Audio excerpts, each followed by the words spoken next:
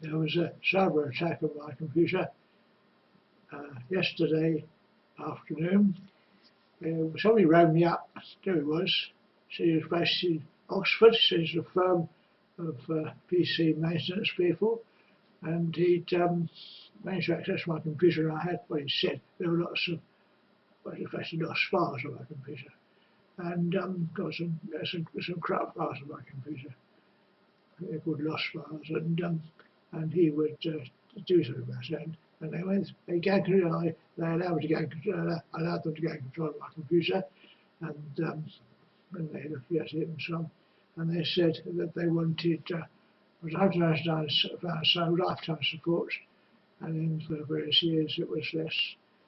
I think it was I can't remember what it was, but the cheaper was £49 for a year. And so I didn't really but and I left the computer. When I came back, the computer had crashed, and it was off. When I pressed it on, it came up with check file came up, which means that the files were corrupt, and it was stripping the files. So I had to reinstall my system, and that took. I don't have much on it now, so it didn't take very long. I don't have any valuable data on the computer. I keep it on a disk, separate thing. So that was done, and so they said they'll ring up on Tuesday and ask for £49 to fix my computer. So I'm very annoyed about that. It's obviously a scam of some sort, but it appears maybe it's a genuine trying to get trade, but I don't know how true what they said was, but it looked pretty impressive. But not knowing about computers that much, I think it was a con, and so one of those things. So watch out. Watch out as usual. Watch out as a thief about his wallets he wants to take. So that's how it is. And I heard about my wife that she was stranded in Budapest trying to get a lift to London, and somebody had offered her a lift. She decided he was a gypsy guy, and turned it down, and therefore she was stranded. And she has no money, and she spent what she did have on going into some posh place and having herself cleaned up, which is a reasonable thing to do, but it was all the money she had, so she's got no money for food. And I think she did have some for it yesterday, but basically I rang out, I sent a fax to the Red Cross telling them that situation. And I do know the Red Cross help people in distress like that. They won't help her to come to London, but they will give her shelter and rudimentary shelter and food, if they got room. Such a system is that they pick you up in the evening and you go to a shelter, and then they throw you out in the morning. But you do get shelter.